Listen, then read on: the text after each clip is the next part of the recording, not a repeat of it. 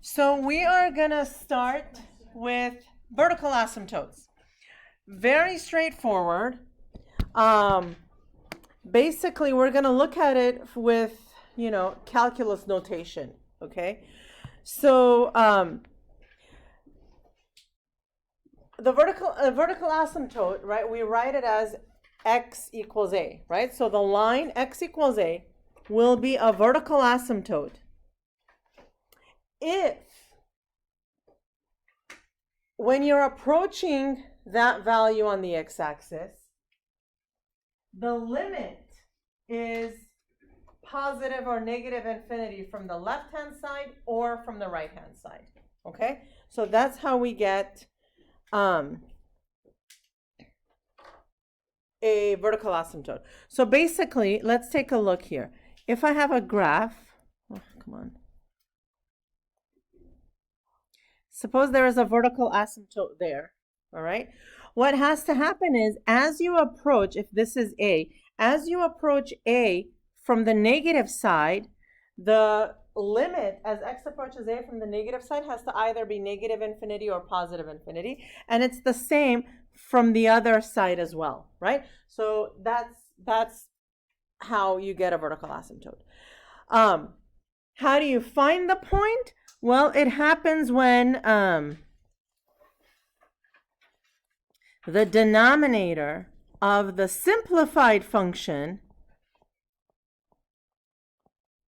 equals 0, okay? All right, so let's find the vertical and let's find the vertical asymptotes here, then describe the behavior to the left and right of each asymptote. So here, if you factor the numerator, right, does it cancel with the denominator? No. It does not. So this is 2x plus 2. So you have a vertical asymptote at x equals negative 2. Okay? Now, what is the behavior of f of x to the left and right of the vertical asymptote? So you're going to do limit of f of x as x approaches negative 2 from the negative side, and the limit of f of x as x approaches negative 2 from the positive side.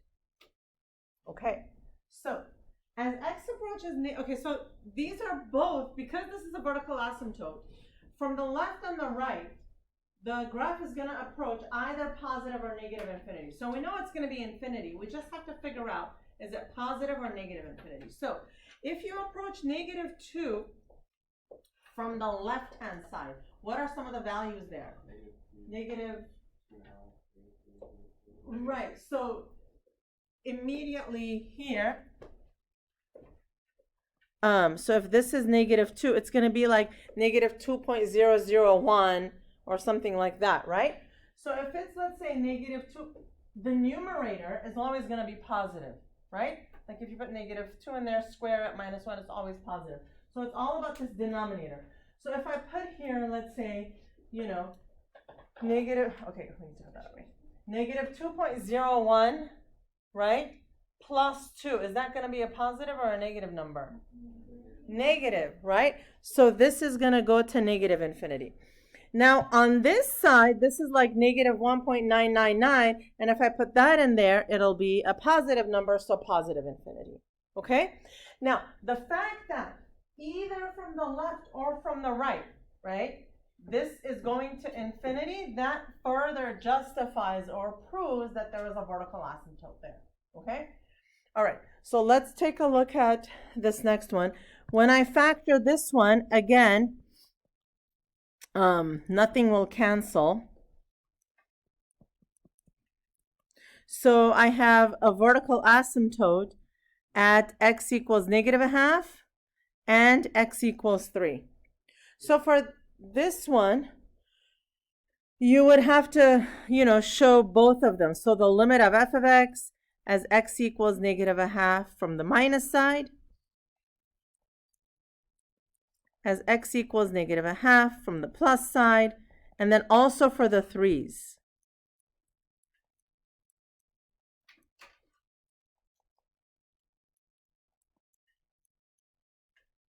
Okay, why don't we do the 3's? Okay, so 3 from the minus side, am I going to get a negative or a positive there? What do you guys think? So it's going to be 1 minus x divided by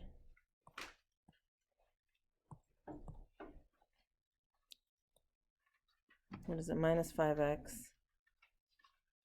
minus 3. Okay, so you see how that looks, and then you can just, take that and transfer it over here, right? So for example, for 3, from the minus side, it goes to positive infinity, and then it goes to negative infinity on the other side. Okay? And so on. All right, so this next one. Oh, yes, you do. I'm just, like, for time, I'm just moving forward. Okay? You have to do them for all of them. The negative 1/2 is also positive. It's whatever it was on the graph. Yeah. Okay? So, okay. So here, the vertical asymptote, right, so this one, x minus 2 over x minus 4, right? So the vertical asymptote is x equals 0 and x equals 4, and then you would have to write, the limit, but I'm not going to take time to do it right now. Okay, here, when you factor this, you get x plus 1 squared over x plus 1. This reduces to x plus 1. So is there a vertical asymptote? No vertical asymptote. There is a removable discontinuity at x equals negative 1, but we're not looking at that right now. Okay? All right. So finite limits as x approaches infinity. We did this, right? What happens? What is the limit of a function as x approaches infinity? And remember, when you have the function, you just take the term with the highest degree, right? When you have a limit as x approaches infinity, if it's a rational function, leading term on top, leading term on the bottom, and you compare. Okay, now, when you do that, the value that you get after you evaluate a function at infinity, that is actually the horizontal asymptote. So by definition, okay, the actual true definition of a horizontal asymptote is the limit of f of x as x approaches infinity, or the limit of f of x as x approaches negative infinity. Okay? So take a look at this one. This is the graph of, x over the square root of x squared plus 1, and it's graphed here for you. So when you take the limit as x approaches infinity of this function, it approaches 1. Okay? So how would you do this mentally? So in the numerator you have x. In the denominator, you have the square root of x squared, which is also x, right? So it's going to be x and also negative 1 and also negative 1 from here. One like this, you would probably be able to graph or be given to the graph for, okay? The purpose of us doing it here is you take the limit as x approaches infinity, you get 1 and negative 1. That means that the graph has horizontal asymptotes at y equals 1, y equals negative 1. Okay? So just highlighting the fact that the limit as x approaches infinity is the horizontal asymptote. Okay. So here, the limit as x approach, okay, so what is this saying? It says use graphs and tables to find the limit of f of x as x approaches infinity and the limit of f of x as x approaches negative infinity. Okay, so go ahead and take out your calculators and go ahead and graph this very quickly. To be careful here, because the way this looks, you're like, oh, it's going down to 0. But is it? Okay, so first of all, how do we do it? This is where you have to be able to do the mental part along with your calculator, right? So you're like, oh my God, it's totally going down to 0. But then you look here, you're like, wait, how do I find limit as x approaches infinity analytically on the equation? Well, you take the term with the highest power, and then you take the term with the highest power. Well, that would reduce to 2, not 1, not 0, correct? Because they have the same degree. So then you're like, wait, well, how can I see that here? Well, there are several ways to do it. One way is if you go to Windows Zoom, Windows Settings, why don't you go, like, let's just put like negative 1,000 to 1,000, right? This is one way of doing it. And you're like, oh, okay, that leveled off. Oh, look, it's leveling off at 2. If you really want to be sure, you could even do menu, trace, graph trace, and let's just type in here 999. Let's see. Oh, look, it's 2, right? So several ways that you can prove it, okay? So it is 2 and negative 2. So this is part A and B. And then part C says identify all the horizontal asymptotes. So the horizontal asymptote is y equals 2, y equals negative 2, or simply y equals plus or minus 2. All right? So this is where you, the pre-calc student, right, the human being, you have to like put your calculator in check. Okay, so this is limit at infinity and horizontal asymptote. Now, take a look here for a minute. Guys, take a look here for a minute. This function, do you see this function? Let's go back to the menu, zoom, standard zoom. Okay, take a look at this function. If you look here in the region from negative 10 to 10, this is the region close to the origin. The function behaves in a very specific way, right? This is definitely some rational function situations happening here, correct? You know, you've got like asymptotes and this and that. But when we had the other view, okay, so here's what I'm going to do now. I'm going to go to menu, again, Windows Zoom, Windows Settings. So let's go from, you know, again, negative 1,000 to 1,000 again. Now, let's not look in the center of the graph. That's where we're always focused. Right now, let's just look here when x is only infinity. So ignore everything that happens before 900. Okay? If you just saw that, would you say that this was a rational function? No. What would you say it was? It was that it's just a what? What would you say the function is? A line, y equals 2, right? You would be like, oh yeah, that's the graph of y equals 2. But it's not. So the moral of the story is functions act or behave a certain way close to the origin. And then when you get really far away, they act or behave like a different function. We call that the end behavior of a function. It's like in a human being. Like you act a certain way when you're just born, and then when you're like 80, you act a totally different way. Or maybe not, whatever, right? So we call that end behavior model. So that's what we're going to do right now. The end behavior model is basically what function does f of x behave like as you go to the infinities, all right? So it's basically also called a right end behavior model or a left end behavior model. And again, it's the limit of f of x as x approaches infinity. So let's take a look at this. So here we have this one. Basically what we want is the limit as x approaches infinity. How are we going to do that? We're going to take the leading term over the leading term. What are we going to get? Right. The difference is now we are going to write a second function. So it's not just going to be the number or the value. We're going to have an equation. Y equals 3x squared. Okay? What about, okay, so y equals 3x squared. What about the next one? This over this, y equals what? Negative half x cubed. What about the last one? Y equals negative x squared. So in the later part of its life, this function, which is highly a rational function, is going to act like a parabola. So which one of these is it going to act like? B.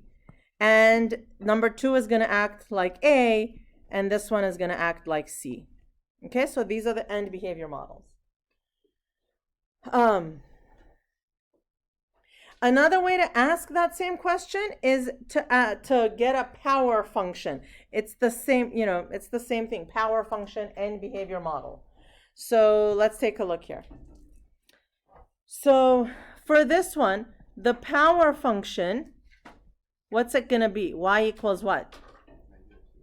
Negative 2x squared.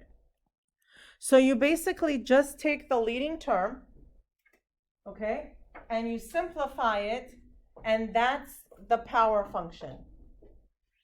Now, what about the horizontal asymptote? Is there a horizontal asymptote? For this one, you actually have to find the limit as x approaches infinity of negative 2x squared, so that's none. Right? Also, if in the end of its life this behaves like a parabola, does a parabola have a vertical or a horizontal asymptote?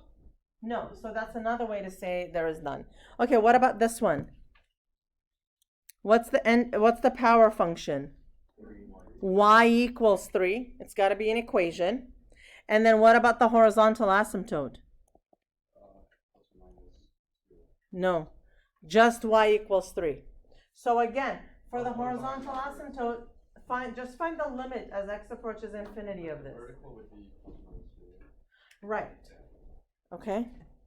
All right. So now let's talk about continuity. Any questions on that? Yep. Yep. Yep. Could you explain why that the horizontal asymptote is 3? Okay, so let's find the limit of this as x approaches infinity. What would it be? 3, right? Oh. So if the limit as x approaches infinity, if it's a number, if it's a finite value, that's also the horizontal asymptote. Okay? How do we know it's plus or minus for vertical? Because it's x squared minus 4 equals 0. So it'll be x equals plus or minus 2. You set the denominator equal to 0 for vertical asymptotes. So it's x is plus or minus 2. But that's not what this question is asking right now. Okay, let's talk about continuity. Okay, so we know what a continuous function is. It's basically a function where you can draw the function without having to remove your pen or pencil from the paper. I mean, pencil. Who uses a pen for math, right? Okay. All right, so how do we test for continuity at a point? We actually did these in chapter 1. We're revisiting. Okay. So in higher level math, we never look at, like in calculus, we never look at the function as a whole. It's always a specific point or region in the function, right? So when you look at continuity, you always ask, is this function continuous at a point? So now, if you're looking at an interval, let's say from A to B, okay? Where can these points occur? You can have a point somewhere here on the interior of this interval. We call that an interior point. How do we know if a function is continuous at an interior point? Well, if the limit and the value are the same. Okay, so for example, suppose this is y equals 3. The limit at that point is 3, right? Because it's approaching 3. And then what's the function value at that point? Also 3, so we say it's continuous. Okay? Now, the point can also happen at an end point. Okay? If it's an end point, you again have to look at if the limit is equal to the function value. But if it's an endpoint, you only look at the limit from one side. So the limit from the right-hand side here and the limit from the left-hand side there. Okay? All right. Do you guys remember we did like discontinuity way before? So these are all the different types of discontinuities. We're now adding a new one, right? This is the oscillating discontinuity. Okay? You can't say, because you can't find the limit, you can't say that it equals the function value. Okay, so let's do this one. Let's find the intervals of continuity and the points of discontinuity for the function. And then we have to identify them. So here's how we do this. When I factor this, that's what I get. So where is this function not continuous? At 1 and 2. So it's not continuous there, but it's continuous everywhere else, right? So to find the intervals where something is continuous, we always just find where it's not continuous and then go from there. Okay, so it's continuous from negative infinity to 1, 1 to 2, 2 to infinity. Okay, where is it discontinuous? So here's how you say it. It's not continuous at x equals 1 or at x equals 2. What kind of discontinuities are there? Are they removable? So they're what? Infinite, right. So we say infinite discontinuity at x equals 1, infinite discontinuity at x equals 2. Wait, how are they not removable? Because, how do you know? Because it would cancel different. If one of these canceled with something in the numerator, you would have actually removed it from the function, so it would have been a removable discontinuity.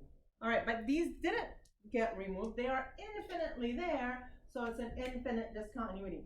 What about the other one? What does that look like? Tell me a technical term. It's an absolute, right, it's an absolute value function. Okay, by the way, you shouldn't need a calculator for any of these, okay? You should know, like, right off the bat what this looks like. That's an absolute value function. It's continuous everywhere. So we say it's continuous from negative infinity to positive infinity. Okay, that implies there are no discontinuities. Is that the same for all absolute values? Is it the same for all absolute values? Yeah. As long as they're in the numerator, yes. Okay, so ln of x minus 1. So this has a horizontal shift of 1. You should know exactly what this looks like, right? So there is a vertical asymptote here. And that looks like that.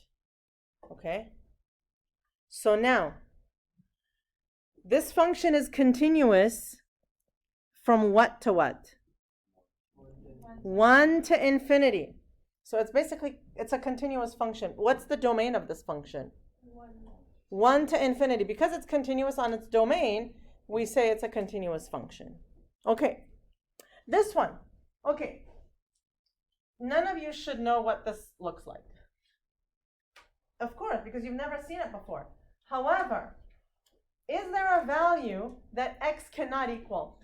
0. See how well you know that, right? That's all you need. Are there any other values that x can't equal? No. So who cares what it looks like? You know that it can't be 0. Is it a removable discontinuity? No. So it's continuous from negative infinity to 0 and 0 to infinity, and then there is an infinite discontinuity at x equals 0. Okay. Here. Okay, I'm going to give you guys a minute to graph f of x here. On your mark, get set, go. I'll race with you. Go. That's just like 1 point, it's 4. Okay, so now, does f of negative 1 exist? Yes. Does the limit as x approaches 1 from the negative side exist? No. Yeah. As x approaches 1, not negative 1. Yeah. Yes. Okay. So here, does the limit of f of x as x approaches 2 from the positive side equal f of 2. Okay, so, right, so what's the limit as x approaches 2 from the positive side? 3. It's negative 2, and then what's f of 2? 4, right? Is f continuous at x equals 0? Yes. Okay, so now, hang on. Okay, so suppose you had to justify your answer for this one. All right? How do you prove it or justify it? Well, you would say, so at x equals 0, right? We're right here. You would say the limit of f of x as x approaches 0 equals f of 0, which is equal to 1. So the condition is the limit at x equals 0, f of 0 have to be the same number. Okay? All right. All right, so this one,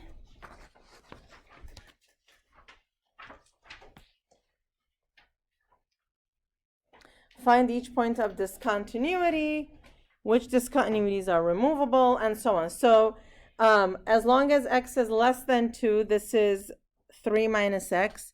So it pretty much looks like this. Okay? And then at x equals 2, this is 2.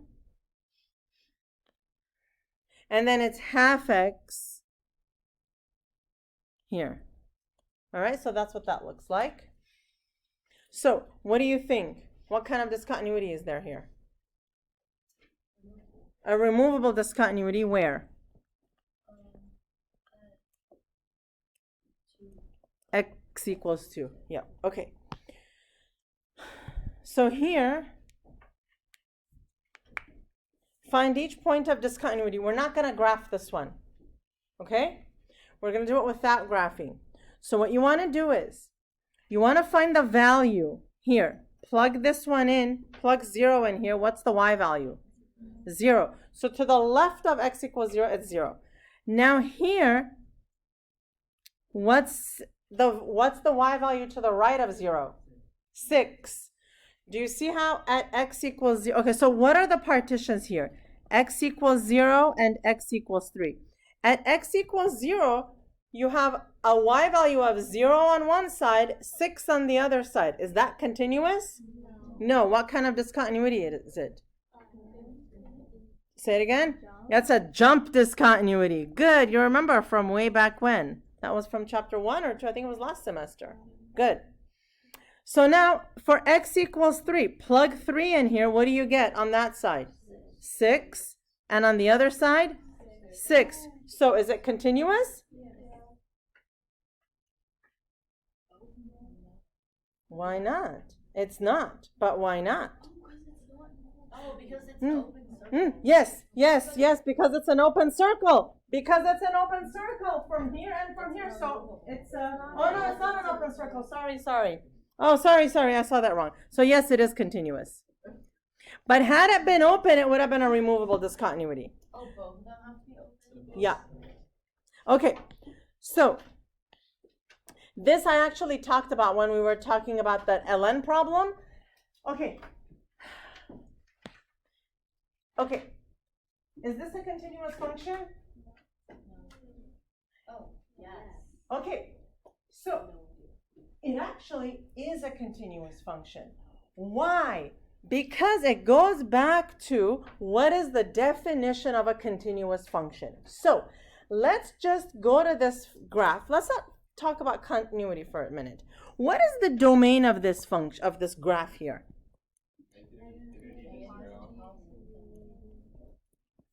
There is a vertical asymptote at x equals 0, right? Okay.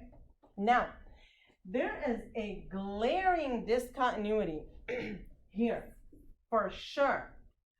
But on its domain, is this function continuous? So from negative infinity to 0, is it continuous? From 0 to infinity, is it continuous? Yes. So this is technically called a continuous function, although, yeah, there is a discontinuity at here. So it's like really like technical nuances of how things are defined now. Okay? Do you see how little things make a difference? Right? That's why I'm so like, you know, on top of you guys when it comes to like little itty bitty notation. Which of the discontinuities at 1? The discontinuity is at x equals 0. Oh, so just the vertical aspect. Uh-huh. So take a look at this function.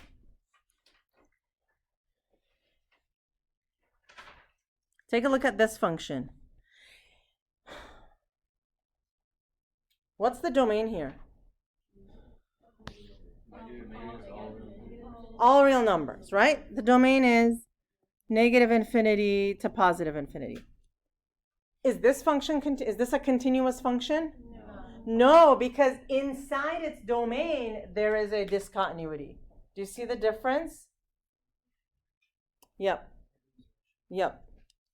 Okay? All right.